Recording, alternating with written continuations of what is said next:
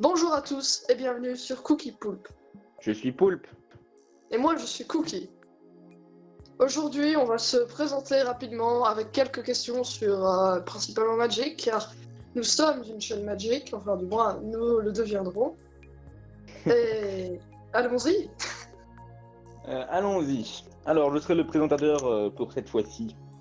Bonjour, je m'appelle Poulpe et voilà. Donc, je vais te poser à toi les questions et je vais y répondre par la même occasion. Et donc, mon cher Cookie, comment as-tu débuté Magic? J'ai débuté Magic par toi parce que tu m'as forcé à Par jouer. moi. Oui, Tu m'as torturé jusqu'à ce que je commence à jouer. voilà. Non, Oui, je j'ai pas dans les rigole. détails, il y a peut-être la police qui vient, hein.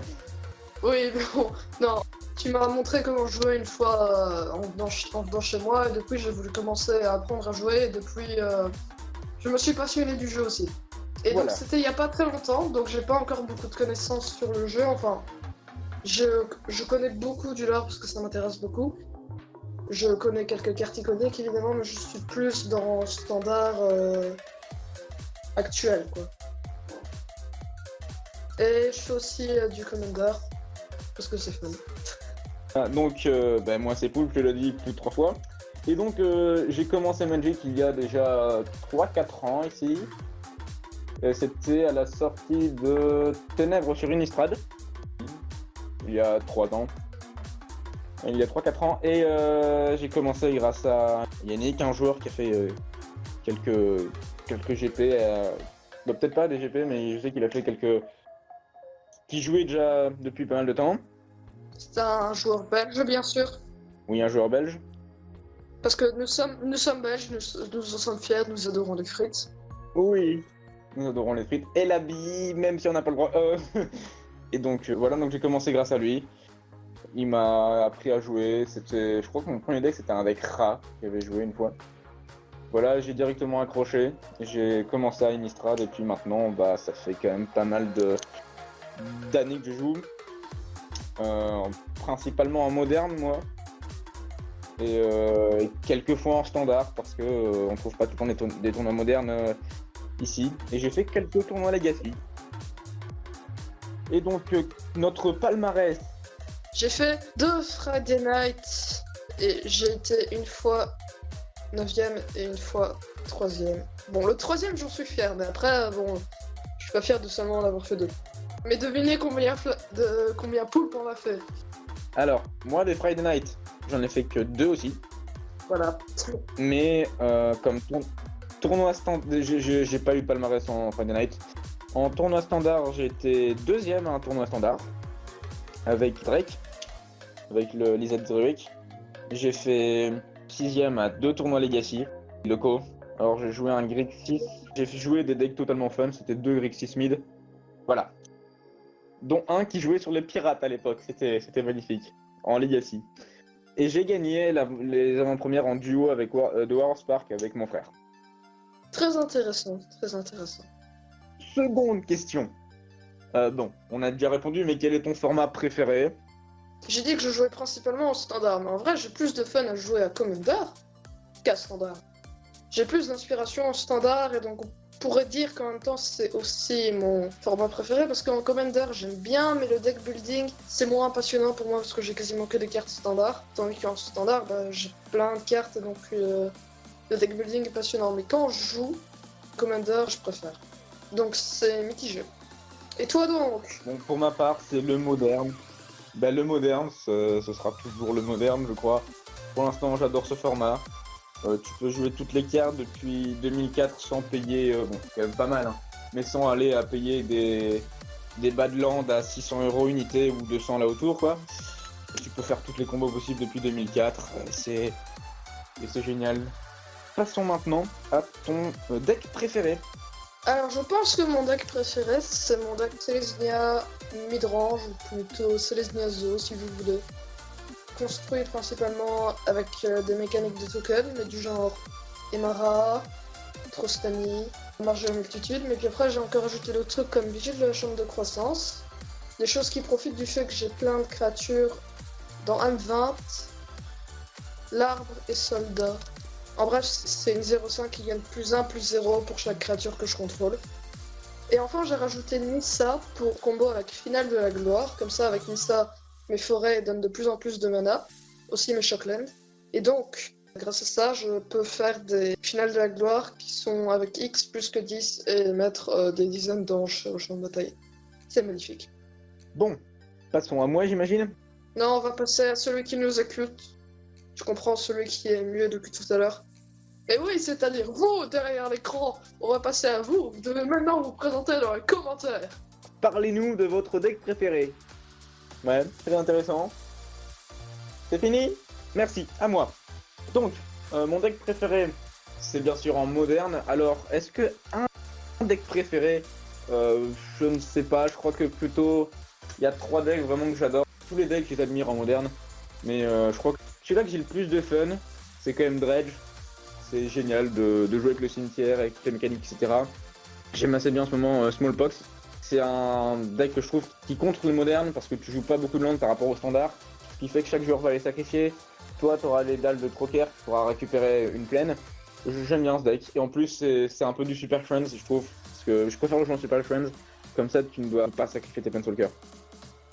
Je joue Burn aussi, donc j'aime assez bien, mais c'est fun, hein, mais c'est pas des mécaniques très élaborées. Ensuite, ton deck préféré moderne? Eh ben, je ne joue pas de moderne, mais cependant, j'ai entendu parler de certains decks. Et celui que j'ai préféré, c'était Rakdos Hollow. Hollow One, je pense que ça s'appelait. C'est le deck où tu te retrouves à défausser des cartes au hasard. Et donc tu prends avantage de certaines mécaniques comme Delve. Par exemple, il me semble qu'il y a une 5-5 qui coûte 6 avec Delve en noir. Ou encore des Phoenix. D'ailleurs, on devrait peut-être vous ramener vers une vidéo de TGC Player. C'est justement la vidéo avec laquelle j'ai découvert ça. Maintenant, vous n'allez plus le trouver, je crois, parce que le deck qui est mort depuis le ban de Faceless Looting, donc on le voit plus beaucoup. Oui, c'était une des cartes qui pouvait, tu te défausser 2 cartes en fait pour 1, ce qui fait que ton Hollow One coûte plus de qu'un. Et ça fait partie du truc, etc. Et tu défausses pas de cartes au hasard, donc tu gardes tes Hollow One pour ensuite les jouer. Ça marchait assez bien, mais le Faceless Looting depuis son ban. Non, en Legacy, ça marche toujours si vous voulez tenter, hein, un deck fun en Legacy. Avec les Faceless Looting, c'est toujours bien. Donc moi, mon deck moderne, j'ai déjà parlé, donc je vais parler plutôt de mon deck préféré standard. Parce que toi, tu en as parlé. Pour l'instant, je me tente dans une idée de construction Knight. Pour donc chevalier pour Throne of Eldraine qui va sortir. Et à voir ce que ça donne. Mais je crois que ça peut faire des belles choses. Tu pourrais même faire ça en Commander. Ou en Brawl, évidemment. Qui joue Brawl? Pardon. Pour tous les genres de Brawl. Ah, tu verras, il y aura peut-être des gens. Ce qui est bien avec Brawl, c'est qu'au moins tu peux jouer des Planeswalkers. Et ça change toute la donne. Je crois que c'est le gros atout. Parce qu'en fait, si tu le fais en Commander, tu peux avoir des Jace Main Sculptor, des Liliana du voile. Et ça peut partir un peu en cacahuète, toujours les reprendre et... Bah oui, il y a Oathbreaker pour ça, tu vois. Oui, mais bon, c'est pas un format officiel. C'est comme dans Commander, je me rappelle plus de son nom, mais on mettra l'image du montage. Il y a une créature légendaire qui à un moment se retourne pour devenir un enchantement légendaire, genre le premier sort Ah oui. qu'un joueur lance chaque tour est contré. Je suis même plus sûr si c'est le joueur ou l'adversaire. Et puis après, tu rajoutes un enchantement qui fait chaque joueur ne peut lancer qu'un sort par tour. Les seuls moyens de passer à travers ça, c'est de jouer des sorts qui ne peuvent pas être contre-garde. Donc mon cher Cookie, quel est ton commandant préféré? Du Commander ou du Brawl, comme tu veux. Mon commandant préféré, que je n'ai jamais testé parce que je n'ai pas beaucoup d'expérience dans Commander, est Tetali, Tempête Primordiale. Donc c'est une créature légendaire bien sûr, un dinosaure. Elle coûte 4 et 2 rouges. C'est une 6-6. À chaque fois qu'elle attaque, j'exile la carte dessus de la librairie de chaque joueur et je peux lancer toutes ces cartes sans payer leur coût de mana. Ça ouvre des combos, tu copies Italie avec le Homme de la Multitude, tu abuses avec les Eldrazi, tu rampes évidemment très tôt, tu lui donnes la célérité, tu rajoutes des phases de combat, tu abuses autour d'Italie, simplement. Et puis après en plus t'as la value venant en plus. Donc tu peux aussi faire Homme de la Multitude sur Emrakul. Donc j'adore l'idée, j'ai jamais pu le tester parce que j'avais pas envie de copier sans proxy, parce que j'ai quasiment aucune carte du deck. Je te passe le tour, Poulpe. Tu me passes à moi. Donc, moi, mon commandant préféré, c'est Seg QR. En anglais, c'est Secure 10 Keeper. Et donc, c'est pour 5, dont les couleurs jaunes, donc noir, rouge, vert, et 2 incolores.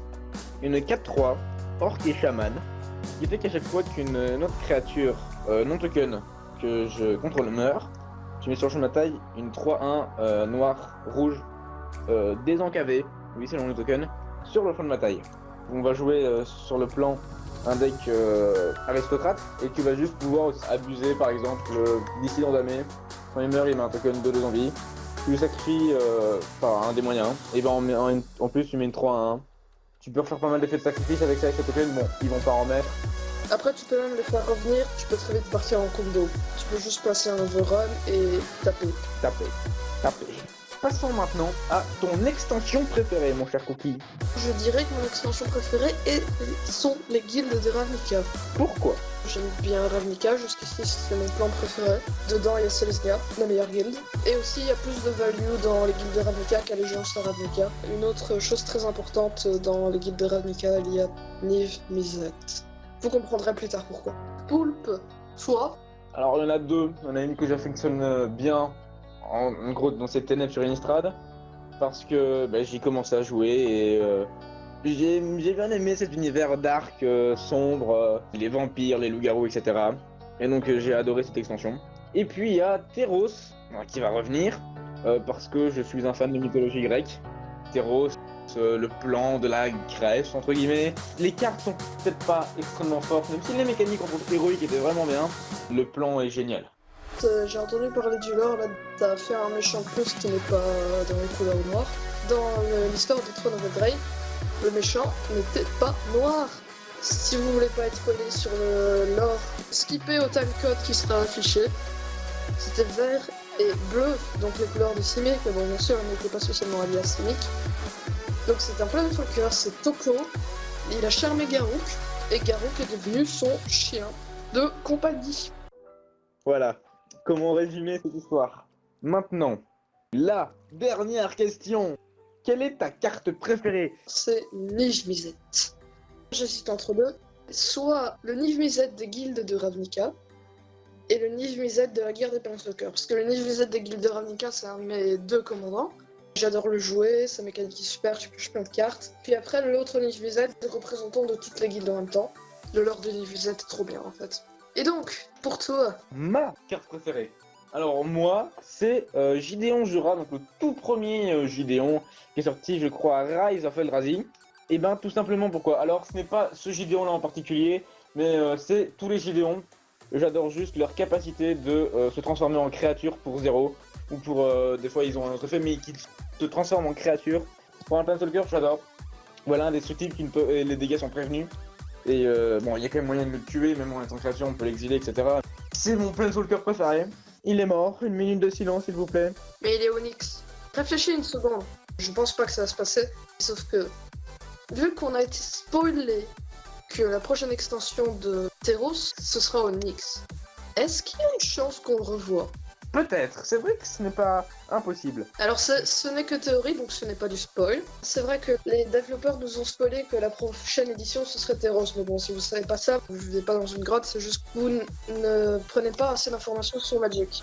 Les joueurs casual. Voilà, c'était pour ma carte préférée. Merci d'avoir regardé la vidéo jusque-là si vous l'avez fait. Si vous n'avez pas skippé, vous êtes vraiment des salauds si vous avez skippé.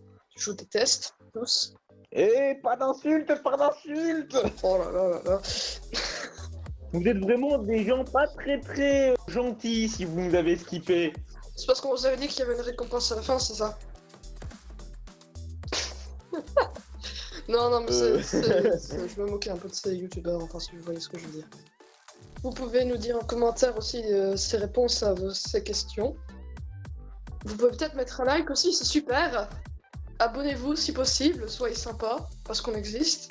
Mon dieu, j'ai réussi à la placer cette blague. Ah, excellent, C'est un délire entre amis. Very funny. Et vous pouvez aussi nous poser des questions, parce que bon, vous pouvez peut-être ne pas comprendre le fait que je sois un cookie. Et bien les pubs maintenant. Vous pouvez nous retrouver sur la Happy Angel Team aussi. Donc c'est des vidéos Doctor Who, elles sont juste Ce sera dans la description. géniales.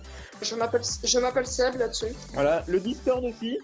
Le Discord de la chaîne est en description aussi, Ça normalement. fait beaucoup de choses à dire hein, quand même en fin de vidéo. Voilà, moi c'est Magic Pool sur la Jungle Team. On peut conseiller maintenant des bonnes chaînes Magic pour ceux qui débuteront ou qui voient pour la première fois. Alors en français, il y a Magic c'est chic pour le lore entre autres ou plein de ou des decklists Commander ils en font sur le metagame ils en ont fait des vidéos. C'est une chaîne géniale, allez les voir. Il y a Team Chronicle pour le Commander, je trouve cette chaîne juste géniale. S'il nous entend, on sait jamais. Vous êtes, j'adore les vidéos que vous faites, entre autres sur le Commander 1v1, parce que moi je préfère le Commander 1v1 qui est le Commander multi. Si j'en fais, c'est que pour l'un, donc jamais d'anneau solaire dans mon deck. Oui, et donc en anglais, moi ce que je pourrais recommander c'est The Command Zone. Si vous connaissez pas, ils font l'émission Game Night, qui est juste superbe. Et autre chose que j'ai à recommander, si vous voulez un peu d'humour sur Magic, vous pouvez aller voir soit sur la chaîne YouTube officielle de Magic, ou sur LRRMTG, Loading Ready Run Magic the Gathering. En bref, c'est un... Allez, c'est des amis, si on peut dire ça, et ils font des sketchs, mais ils sont vachement bien faits. Et et ils en font pas mal sur Magic, dont, comme je viens de le dire, certains qui sont sur le site, sur la chaîne YouTube officielle de Magic. Bon, après cet outro qui a duré à peu près 3 minutes, c'est-à-dire 3 quarts de la vidéo, on va vous dire au revoir. Salut. C'est Cookie Pool Ouais. et au Salut. revoir.